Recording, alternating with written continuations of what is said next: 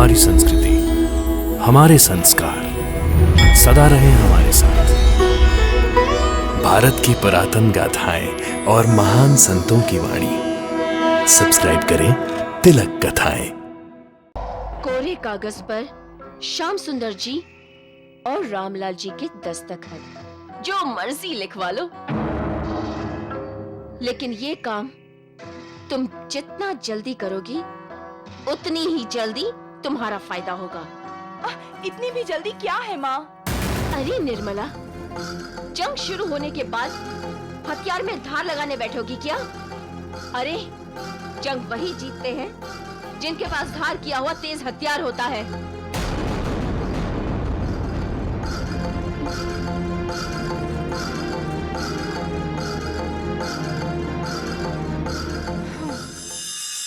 स्वार्थ में इतना अंधा हो जाता है वो कि उसे न दोस्त दिखाई देता है, न भाई, न माँ, न बाप। उसे सिर्फ एक ही रिश्ता नजर आता है, मैं और मेरा।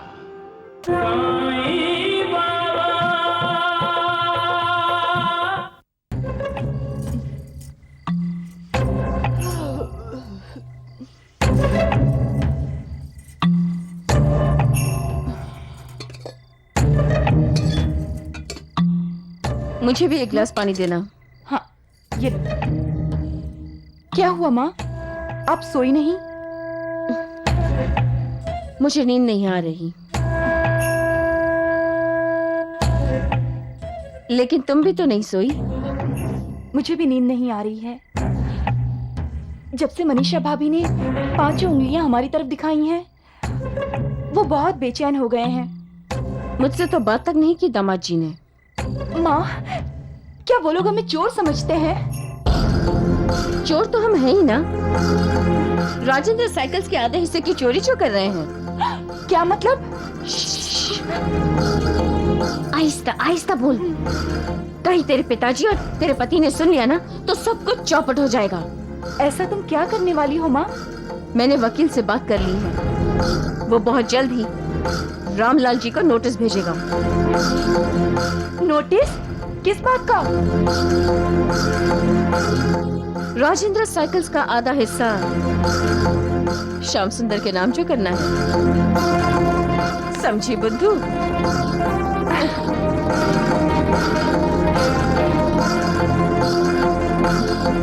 हाँ।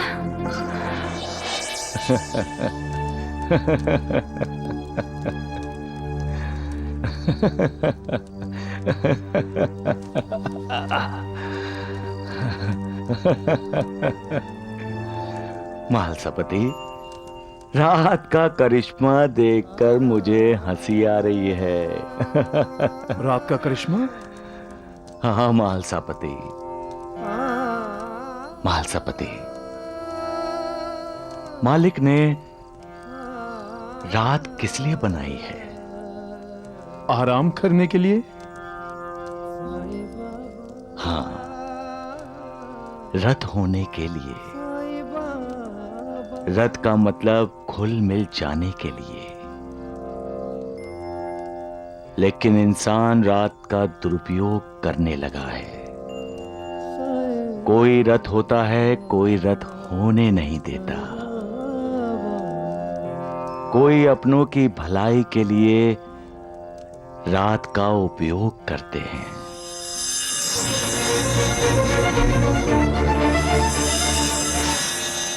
तो कोई अपनों को एक दूसरे से अलग करने की साजिश रात के अंधेरे में करते हैं।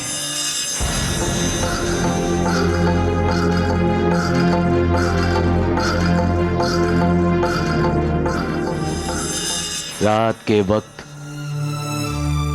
अपनों के बीच बढ़ते हुए फासले से फिक्रमंद होकर कोई सोता नहीं है।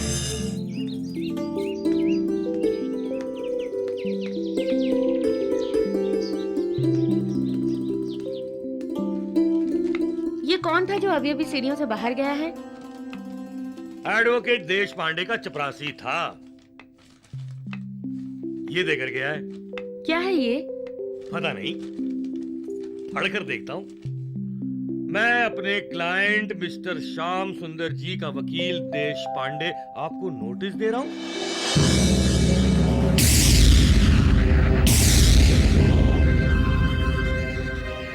ये नोटिस दे रहा हूँ कि मेरे क्लाइंट मिस्टर श्याम सुंदर को अब आपके साथ बिजनेस में साझेदारी निभाने में कोई दिलचस्पी नहीं रही।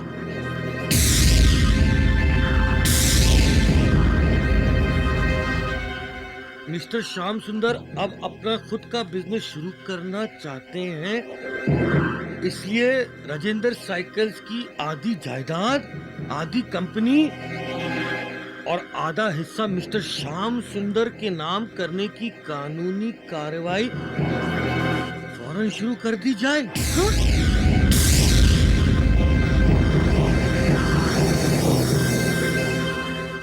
ये नोटिस पढ़ने के बाद 3 दिन के अंदर अंदर आपने इस बारे में कोई कानूनी कदम नहीं उठाया तो हमें मजबूरन अदालत का दरवाजा खटखटाना पड़ेगा।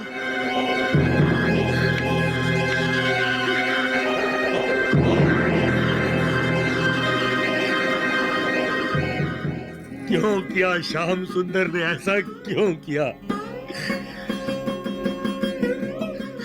मैं तो उसके कहे और मांगे बिना ही राजेंद्र साइकिल्स का आधा हिस्सा उसके नाम करने को तैयार था। एक बार कहकर तो देखता, आधा क्या पूरी की पूरी राजेंद्र साइकिल कंपनी उसके नाम कर देता। क्यों मनीषा, क्यों फिर उसने हमारे बीच ये कानूनी दीवार लाकर खड़ी कर दी? क्यों मनीषा, क्यों? क्यों मनीषा,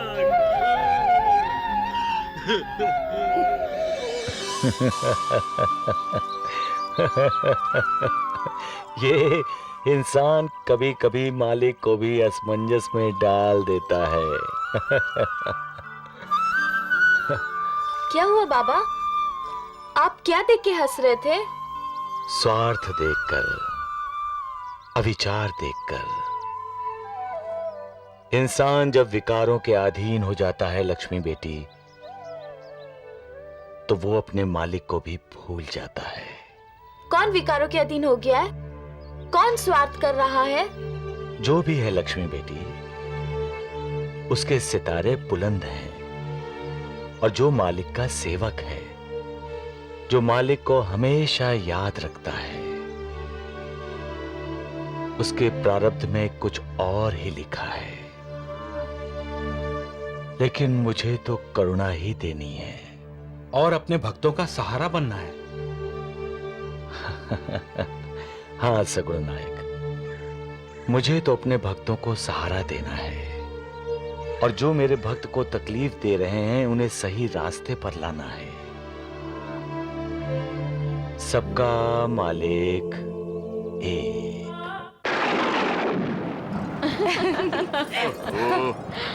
दिन में ही रात लगने लगी है। अरे निर्मला बेटी, जरा रोशनी कर दे, कुछ दिख नहीं रहा है। जी, सारा दिन तो अखबार ही पढ़ते रहते हो, थोड़ा बहुत घर गृहस्थी में भी ध्यान दिया करो। तुम हो ना ध्यान रखने के लिए।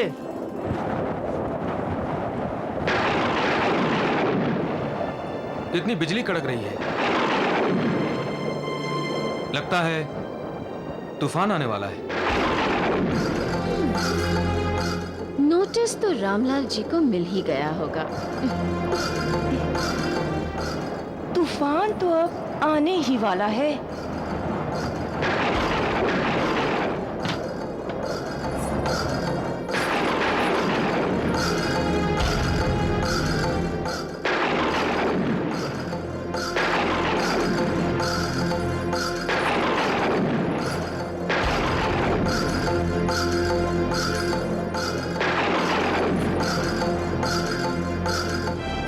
प्रजाई जी,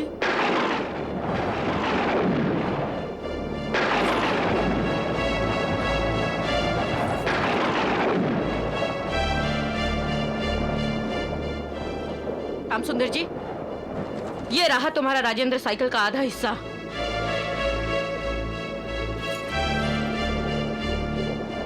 आज से तुम राजेंद्र साइकिल के आधे हिस्से के मालिक हो गए हो।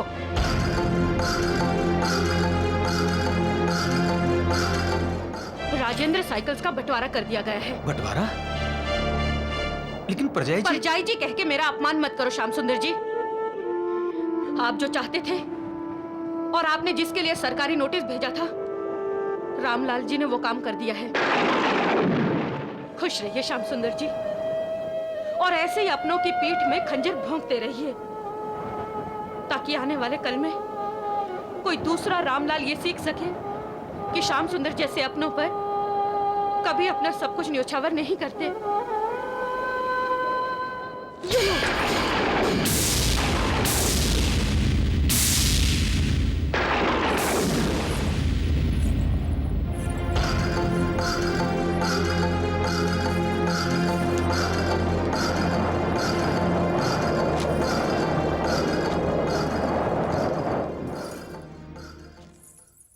जी, कहाँ हैं आप? राजेंद्र के पिताजी, राजेंद्र के पिताजी कहाँ हैं आप? क्या क्या बात है मनीषा, क्यों चिल्ला रही हो? अरे ये क्या कर रहे हैं आप? अभी गिर जाते तो? फिर तो क्या हूँ मनीषा, ऐसी ऐसी ठोकर मारी है श्याम सुंदर ने की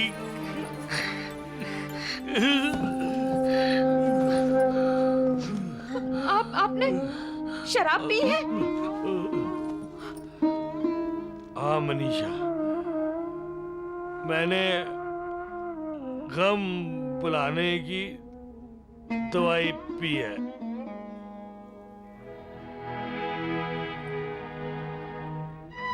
श्याम सुंदर को भूल जाऊंगा।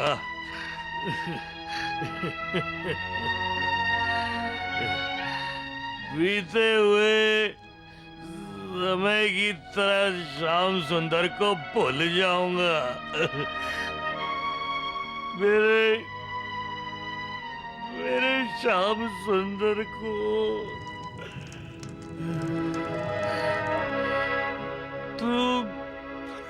तू मेरे जिगर का टुकड़ा है, मेरी कंपनी, मेरी जायदाद, मेरा सब कुछ तेरा है।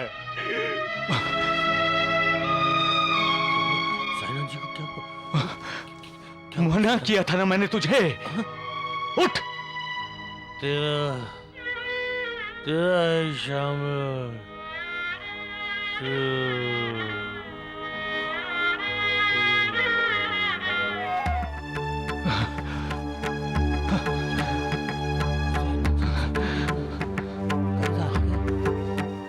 साईनाथ, क्या हुआ? महालसापति, लोग शराब क्यों पीते हैं? क्यों? ये जानते हुए भी कि शराब में जहर है, फिर भी लोग उसे क्यों पीते हैं? क्यों?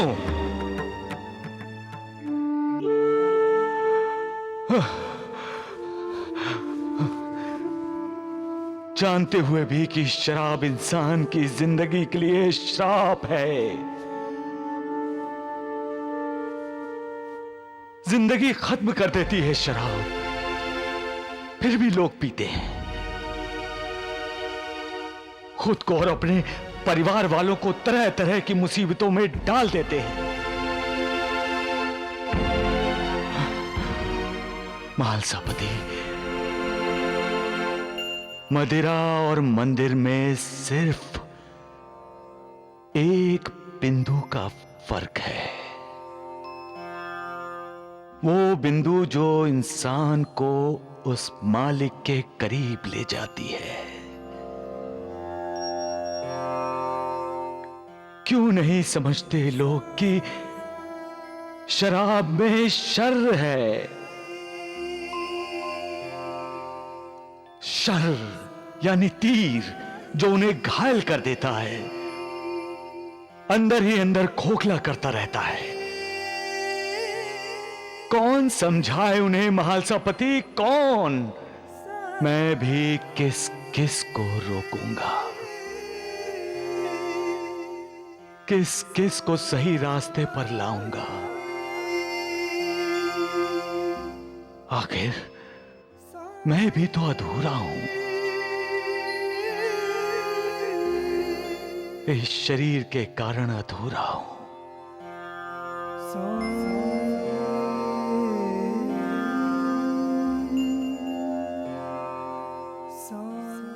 इस शरीर की भी एक मर्यादा होती है,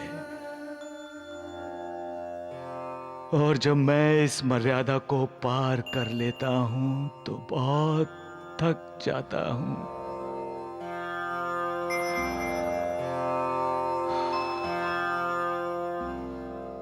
सोचता हूं इस मिट्टी के चोले को मिट्टी में ही मिला दूं।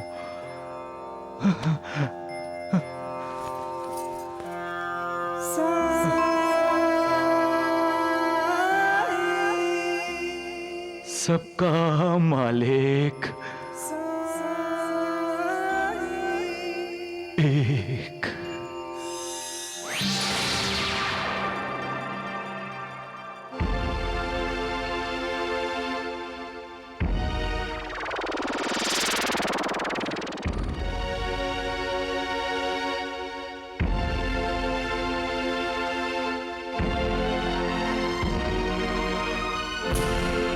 शराब पीते हो, शराब पीते हो, शराब पीते हो, शराब पीते हो, शराब। फिर पियोगे शराब?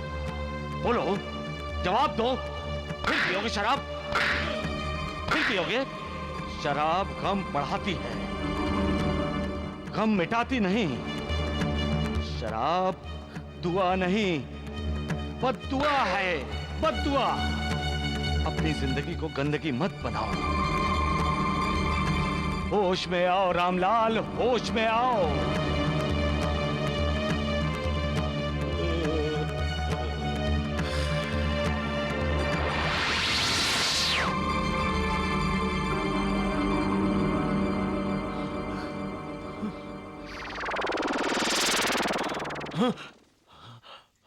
बाबा, बाबा, बाबा! ये आपके गालों पे क्या हुआ? ये उंगलियों के निशान कैसे? ये बाबा के हाथ के उंगलियों के निशान है। बाबा? हाँ, बाबा वो यहाँ आए थे। उन्होंने मुझे बहुत सारे थप्पड़ मारे और कहते रहे शराब मत पियो, शराब गम को बढ़ाती है, शराब गम को घटाती नहीं है। मनीषा, मैं अब कभी शराब नहीं पीऊंगा। मुझे माफ कर दो मनीषा, मुझसे गलती हो गई, मुझे क्षमा कर दो।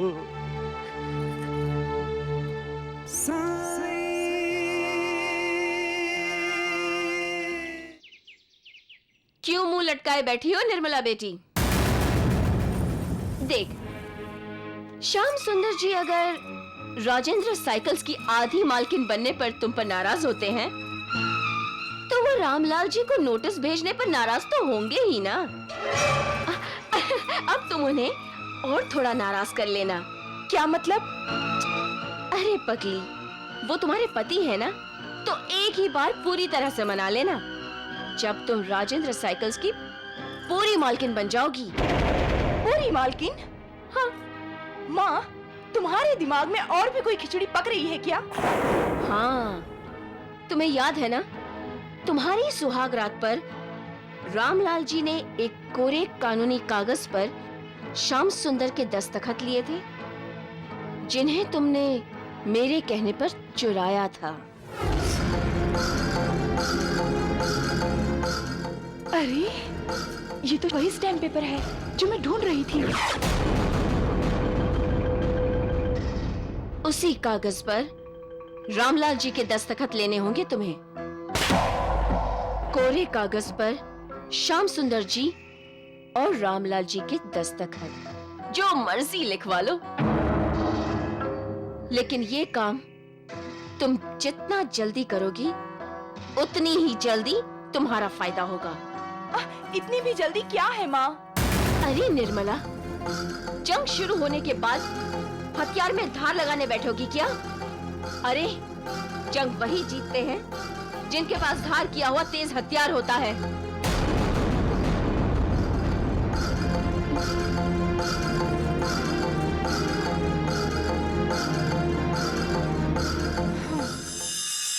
स्वार्थ में इतना अंधा हो जाता है वो कि उसे न दोस्त दिखाई देता है, न भाई, न माँ, न बाप। उसे सिर्फ एक ही रिश्ता नजर आता है, मैं और मेरा। मेरा पैसा, मेरा अधिकार।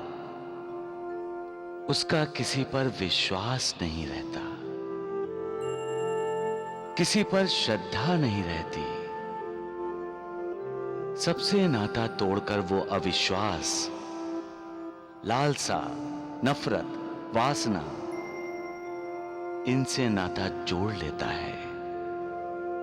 वो ये भूल जाता है कि मालिक की बनाई इस दुनिया में कुछ लेकर नहीं आता, खाली हाथ आता है और खाली हाथ चला जाता है।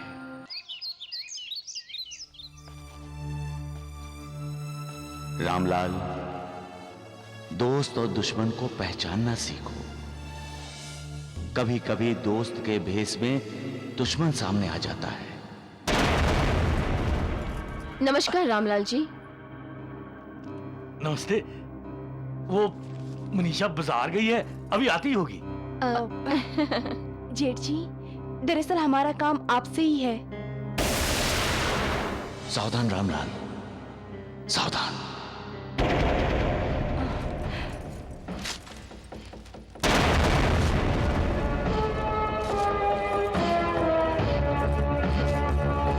ये क्या किया तुमने? जेठ जी, मैंने राजेंद्र साइकिल्स का आधा हिस्सा खत्म कर दिया है। जो कुछ भी हुआ वो एक गलतफहमी थी और हम उसके लिए शर्मिंदा हैं। हम माफी भी मांगते हैं। पहचानो रामलाल, पहचानो। शेर बकरी की खाल पहनकर तुम्हारे सामने खड़ा है। मैं हमारे रिश्ते में कोई कड़वाहट नहीं पैदा करना चाहती। बेटी, ये बचा हुआ भी कागज फाड़ दो। जी। कौन सा कागज? शिकारी तुम्हें अपने जाल में फंसा रहा है रामलाल, बचो। ये वही कोरा कागज है जिस पर श्याम सुंदर जी ने दस्तखत किए थे। वो कहते थे रामलाल जी को मुझ पर पूरा विश्वास है। बेटी, भरोसा दोनों तरफ से होता है। क्या रामलाल जी को श्याम सुंदर पर भरोसा है? अगर होता तो ये भी श्याम सुंदर की तरह इस कागज पर दस्तखत कर देते ना। कैसी बात कर रही हैं आप? श्याम सुंदर पर अपना भरोसा साबित करने के लिए अगर मुझे इस कागज पर दस्तखत करना पड़े, लाइए लाइए कागज मुझे दीजिए, अभी दस्तखत किए देता हूँ। आइए बैठिए बैठिए, इसमें कौन सी बड़ी बात है। आइए अभी दस्तखत किए देता हूँ। जी। बैठिए बैठिए। आंखें होते हुए भी तुम अंधे हो गए हो रामलाल। मत करो उस कागज पर दस्तखत।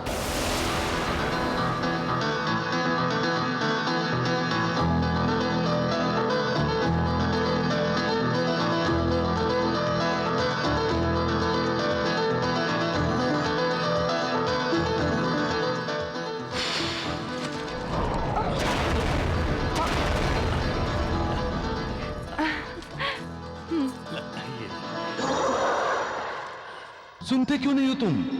मैं तुमसे कह रहा हूं कि दस्तखत मत करो, फिर भी तुम दस्तखत करने जा रहे हो।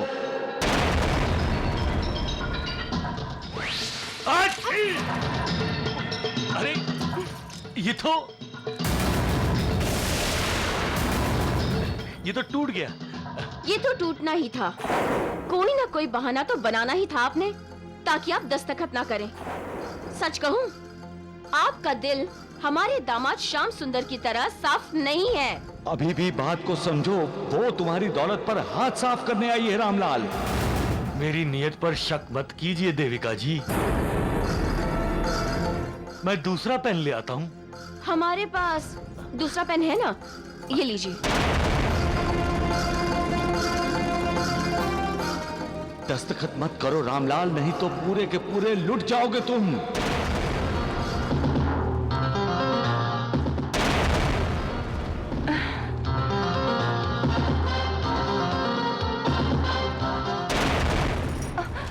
जेठ जी, मनीषा भाभी अभी तक नहीं आई। अरे हाँ, कह के तो गई थी कि जल्दी आ जाएगी, अभी तक।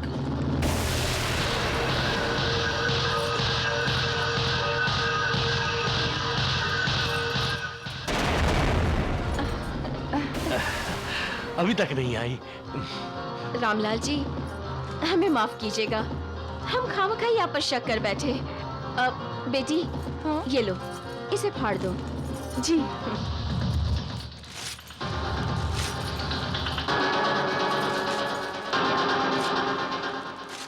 दोनों धोखेबाज हैं।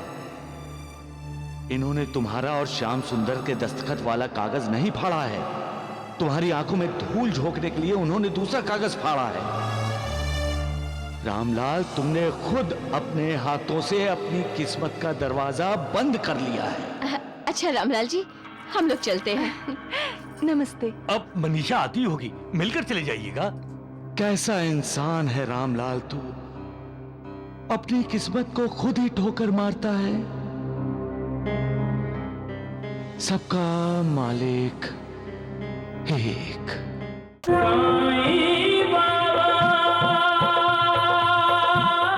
मेरे एक भक्त ने 2 बार अपने नजदीकी रिश्तेदारों को मेरी दी हुई उदी भेजी, लेकिन बदकिस्मती से उसके रिश्तेदारों ने 2 बार अविश्वास किया और उदी फेंक दी।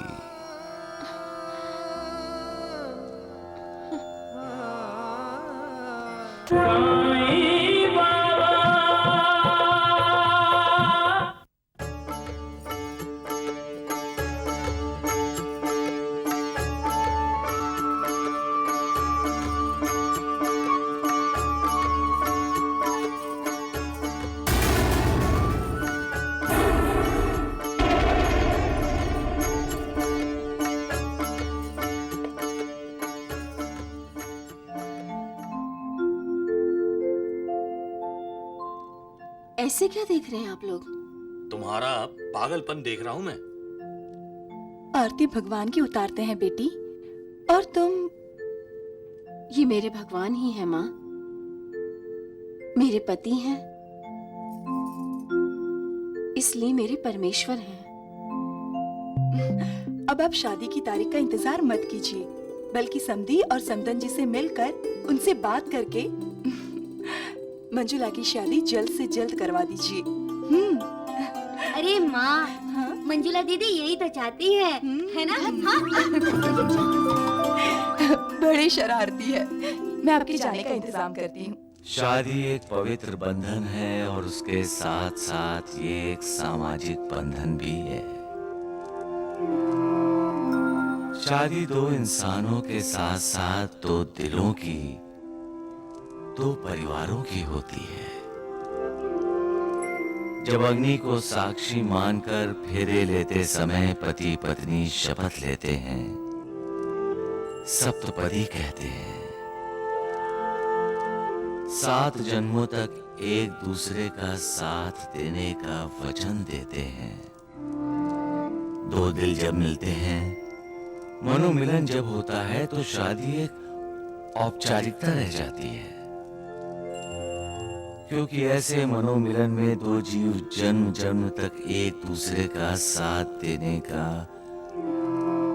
मन ही मन निश्चय कर लेते हैं। और जो मन ही मन में एक दूसरे के हो जाते हैं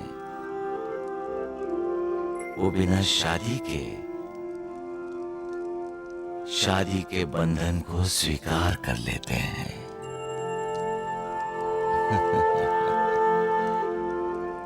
सबका मालिक एक।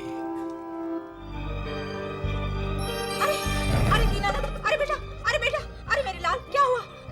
देख तो पार्वती, इस मंजुला का जादू टोना क्या असर दिखा रहा है हमारे बेटे पर। अरे मुझे तो चिंता हो रही है। मुझे तो लगता है मंजुला ने जो उदी भेजी थी वो अगर दीनानाथ ने ले ली होती तो अब तक उसकी खांसी ठीक हो गई होती, लेकिन आपने तो वो उदी फेंक दी। अरे मुझे कह रहे हो तुम लोग? हाँ, तुम लोगों ने भी तो उदी बैलगाड़ी के बाहर फेंक दी थी।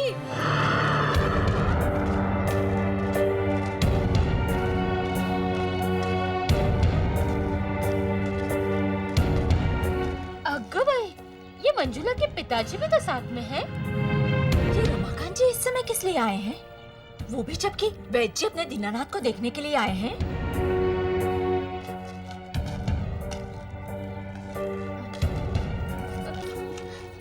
नमस्ते। नमस्ते जी। रमाकांत जी शादी जल्दी करवाना चाहते हैं।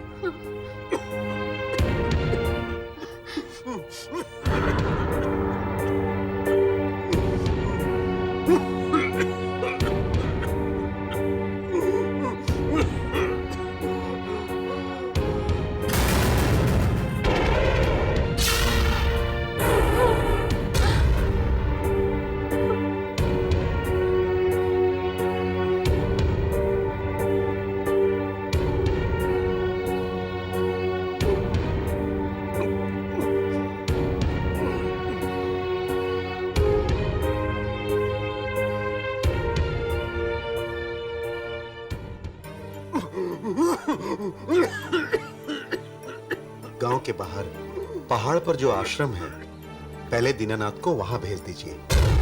ऐसे मरीजों को घर में रखना घर के और गांव के लोगों के स्वास्थ्य के लिए ठीक नहीं है। ऐसे मरीजों से क्या मतलब है आपका वैद्य जी? दीनानाथ को क्षय हुआ है, तपेदिक, टीबी, जिससे जिंदा बचना असंभव है, नामुमकिन।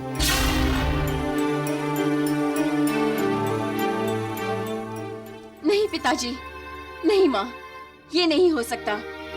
मैं किसी और से शादी नहीं कर सकती। दीनानाथ जी के साथ मेरा विवाह हो चुका है। लेकिन बेटी, ऐसे भला शादी कभी हो जाती है? शादी कोई बच्चों का खेल नहीं है बेटी। यही तो मैं भी कह रही हूँ पिताजी, कि जब मेरी शादी हो चुकी है तो आप बार बार मुझे। मंजुला, तुम्हारी शादी नहीं हुई है और दीनानाथ से तो बिल्कुल नहीं हो सकती। क्योंकि दीनानाथ को क्षय रोग हुआ है, तपेदिक, टीबी, जिससे जिंदा बचना नामुमकिन है, असंभव। नहीं, ये नहीं हो सकता। उन्हें कुछ नहीं हो सकता। वो ठीक होंगे। उन्हें मेरे लिए ठीक होना ही होगा। साईं बाबा, मुझे साईं बाबा के पास जाना चाहिए। वही मेरी मदद करेंगे। बेटी, हम तो तुमसे जोड़ के बैठे नाते दुनिया वाले, रूप विराट दिखा कर तुमने मन जग में डाले, रूप विराट दिखा कर तुमने मन अचरज में डाले। साईनाथ हमें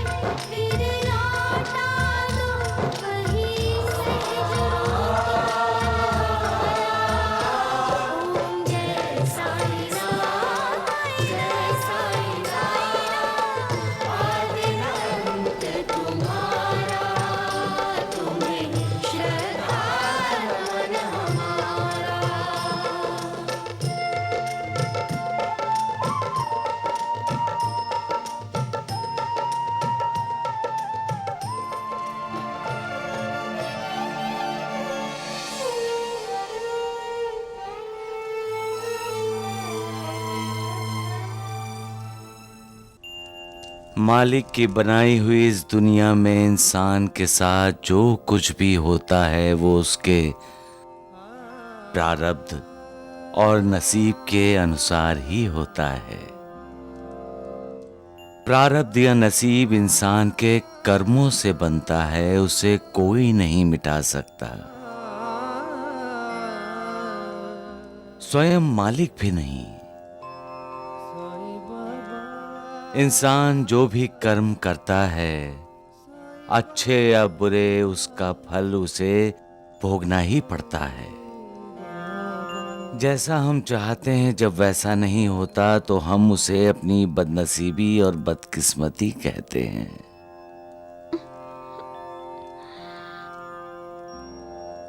बदनसीबी जब हाथ धोकर पीछे पड़ जाती है तो इंसान की मुश्किलें बढ़ जाती हैं, उसका मन अशांत हो जाता है, उसकी श्रद्धा और उसका विश्वास डगमगाने लगता है। वो अपने भगवान पर भी शक करने लगता है। कभी कभी मुझ पर मेरे भक्त अविश्वास दिखाते हैं।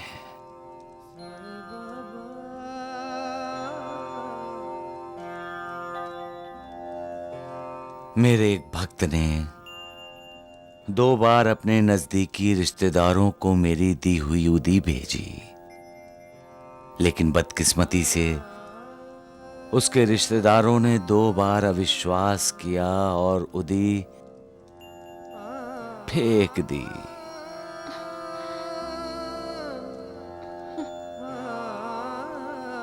यही तो बदनसीबी है, उस रिश्तेदार की भी और मेरे भक्त की भी। यही प्रारब्ध है और प्रारब्ध को कभी बदला नहीं जा सकता। मालिक भी उसमें दखल नहीं देता। दीनानाथ को 6 रोग हुआ है, तपेदिक, टीबी, जिससे जिंदा बचना नामुमकिन है, असंभव। ऐसी हालत में भी जो मालिक पर श्रद्धा रखते हैं, विश्वास करते हैं और जो अनन्य भाव से मालिक की शरण में जाते हैं, उन्हें बदनसीबी के चक्रव्यूह से बाहर निकलने का रास्ता मिल ही जाता है। मैं आपका इशारा समझ गई साईं बाबा। आप पर मेरा विश्वास और मेरी श्रद्धा कभी नहीं डगमगाएंगे। आप ही मेरे भगवान हैं, आप ही मेरे तारनहार हैं, आप ही मुझे बदनसीबी के चक्रव्यूह से बाहर निकलने का मार्ग दिखाएंगे। आपने मुझे सुखी रहने का आशीर्वाद दिया है और मैं आपकी शरण में आई हूँ। मुझे आपका आशीर्वाद सच करने की शक्ति दीजिए साईं बाबा।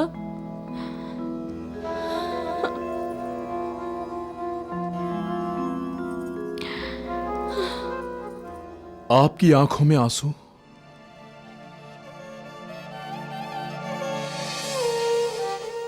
आज मेरे भक्त ने मुझे रुला दिया महालसापति। आज भक्त का कद श्रद्धा, भक्ति और विश्वास के कारण भगवान से भी ऊंचा हो गया। महालसापति, प्रारब्ध जानने के बाद भी श्रद्धा और विश्वास के बलबूते पर मेरा भक्त प्रारब्ध को ही चुनौती देने जा रहा है। होनी को अनहोनी में बदलने का इरादा कर लिया है उसने, लेकिन मेरे आशीर्वाद की लाज रखने के लिए मुझसे शक्ति मांग रहा है। धन्य है ऐसे भक्त महालसापति और धन्य है उनकी भक्ति। ऐसे भक्त ही भगवान का महात्म्य बढ़ाते हैं। सबका मालिक एक।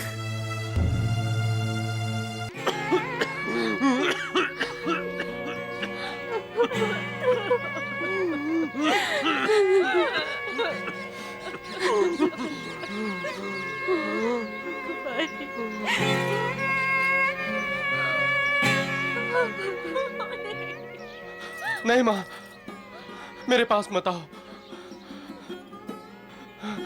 मुझे क्षय, टीबी, तुम्हें भी लग जाएगी माँ। नहीं बेटे, बिल्ली के दांत उसके बच्चों को नहीं लगते। ये तो बच्चे ही। दांत बिल्ली को लगते हैं माँ, और मैं नहीं चाहता कि ये जानलेवा बीमारी आपको भी लगे।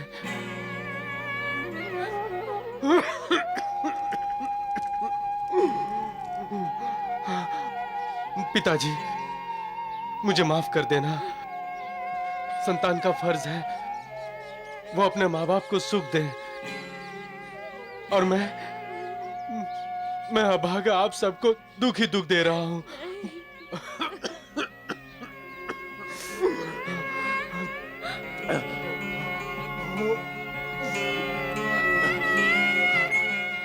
माँ, पिताजी। बेटा, तू बात मत कर बेटा। नहीं माँ, अब बात नहीं करूंगा तो मेरे पास वक्त ही कहाँ बचा है माँ। अरे बेटा, तू दिल दुखाने वाली बातें क्यों करता है? सच्चाई से मुंह छिपाने का क्या फायदा पिताजी? आप और मैं सभी जानते हैं कि मेरी जिंदगी के कुछ ही दिन बचे हैं।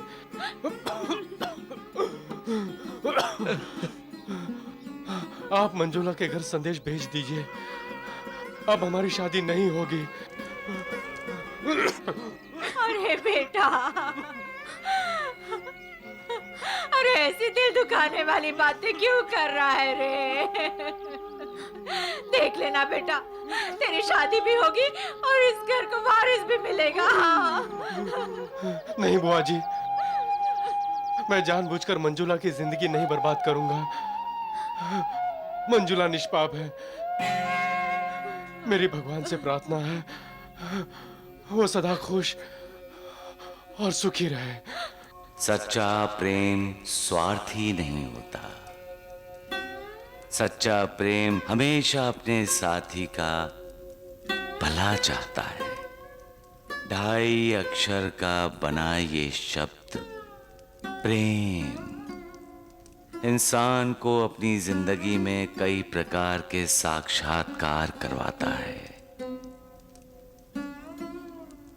माँ और बच्चे में, भाई भाई में, भाई बहन में, पिता और संतान में, दो दोस्तों की दोस्ती, ये भी प्रेम का ही एक रूप है।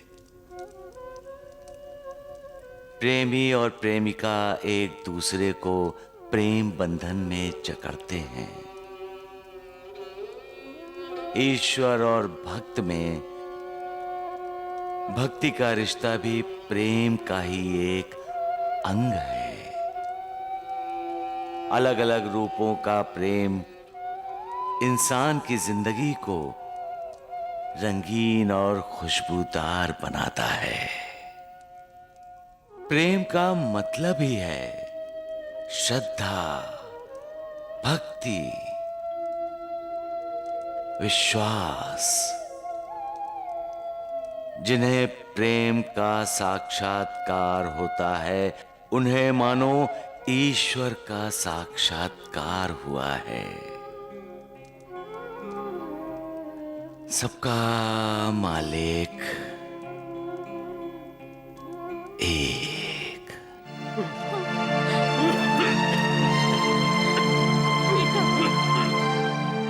पार्वती, देखो, रो मत।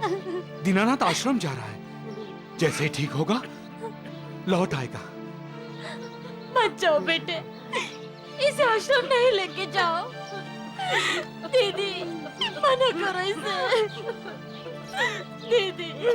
माँ, मैं भगवान से प्रार्थना करता हूँ कि अगले जन्म में भी वो तुम्हारा ही बेटा बना है, ताकि मैं स्वस्थ होकर तुम्हारी सेवा कर सकूं। पिताजी, बुआ जी और आपको दुनिया की सारी खुशियां दे सकूं। दीदी रोको ना उसे। दीदी बेटा रुक जाओ।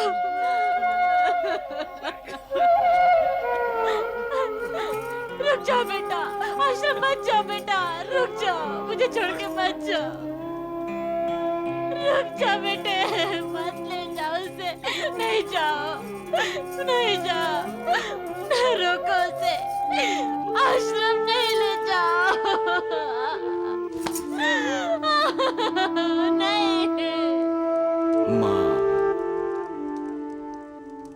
माँ भगवान की बनाई हुई एक सर्वश्रेष्ठ कलाकृति है। माँ स्वयं मालिक का ही अवतार है। माँ इंसान को दिया हुआ मालिक का वरदान है। माँ जब खुश होती है तो मानो भगवान खुश होता है, और माँ जब दुखी होती है तो भगवान भी दुखी होता है। माँ का एक आंसू मालिक की बनाई हुई इस दुनिया में प्रलय ला सकता है। माँ के होठों की एक हल्की मुस्कान ही इस मालिक की दुनिया में वसंत उत्सव का प्रतीक है। ईश्वर का साक्षात्कार है। मां प्रेम, ममता, त्याग, श्रद्धा, विश्वास और पूर्ण समर्पण का आविष्कार है। मां बदनसीब हैं वो लोग जिनकी मां नहीं है। भाग्यशाली हैं वो लोग जिनकी मां है। मां सबका मालिक। हे